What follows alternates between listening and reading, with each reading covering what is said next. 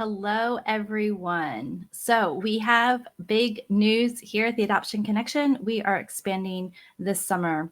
Both Lisa and I will be bringing the support that we offer to adoptive and foster parents all under the Adoption Connection brand and umbrella. So, you'll be able to find everything that we're doing right here in this space at theadoptionconnection.com, here in the group, on Instagram at the Adoption Connection. So today I wanted to talk a little bit about the problem with staying calm. So if you're watching this video, whether you're in the Facebook group or watching a replay on YouTube or Instagram TV, go ahead, rate yourself on how well you stay calm in the midst of your child losing their ever loving mind.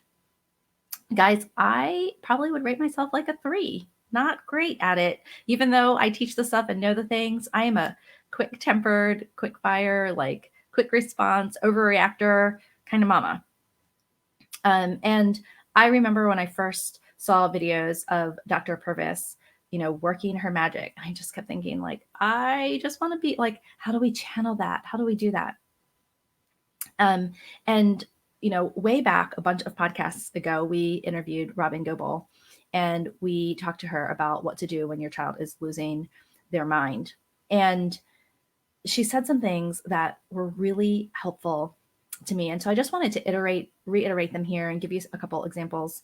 But she talked about, when our kids' nervous system, their activation energy is way up here, right? If we think about zones of regulation is a system that a lot of OTs use, a lot of schools are using it. That's that red energy or that yellow energy. If they're way up here and we're calm and we're in the blue and we're way down here, then we think about mirror neurons and co-regulation. That's a big jump from here to here, like for that nervous system to meet your nervous system.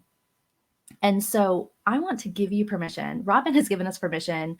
Dr. Perry, like all the brain science gives us permission to not have to stay calm, that we need to stay regulated. We need to stay in control, but we don't have to stay calm. And so for me and my high energy self, this is really good news. A way that I describe this to a lot of families is if you've ever watched any Westerns or Western romance, anything that puts you in touch with horses and the Wild West. Think about what happens when a horse is running away, right? You don't stand on the ground. Like being calm in that situation would be the equivalent of standing on the ground and trying to lasso that horse. What is going to happen? They're going to take off with you. You're going to have no fighting chance to try to calm that horse down by just staying on the ground. What happens is when you have a runaway horse is you get on a horse that you have control over and you gallop up, you meet that runaway horse at their energy. So now you're galloping in step, right? And then you lasso the horse, and then everyone slows down together. So you might be thinking, Melissa, what in the world does that look like for our kids? How do we do that in real life? What does that look like? So if your child is having really big energy, then I want you to put on your best actor or actress hat and match their energy while validating their experience and their emotions. So that might sound like, oh my gosh, you are so angry. Man, I can understand why you would be that angry. This really sucks. I can tell, I can understand. This just stinks. I get it.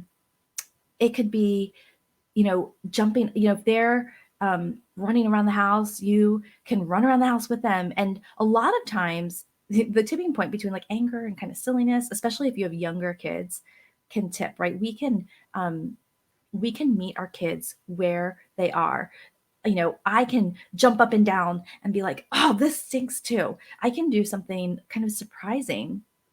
The key is I have to be in control. I have to be able to also keep my thinking brain on and look for a way to flip my kid's lid back to being from out of control, using humor, using playfulness, using ridiculousness, using your imagination.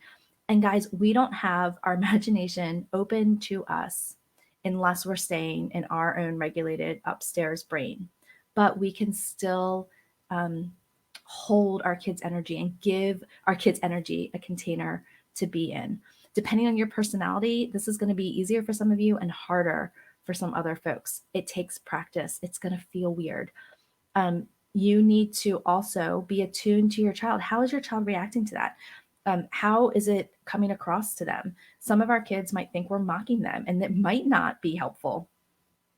It looks a little bit different for teenagers, but a lot of our teenagers inside are still at a lower social emotional level. So sometimes we still can use some of that humor, some of that high energy, some of that silliness to get things out.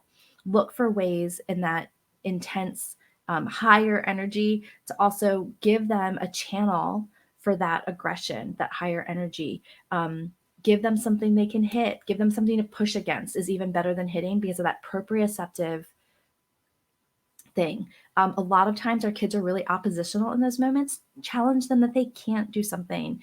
I bet you can't chew. I can chew 3 pieces of double bubble. I bet you can't do that many, right? And they're gonna be like, give me 5, right? And then all of a sudden they're chewing and they're calming down.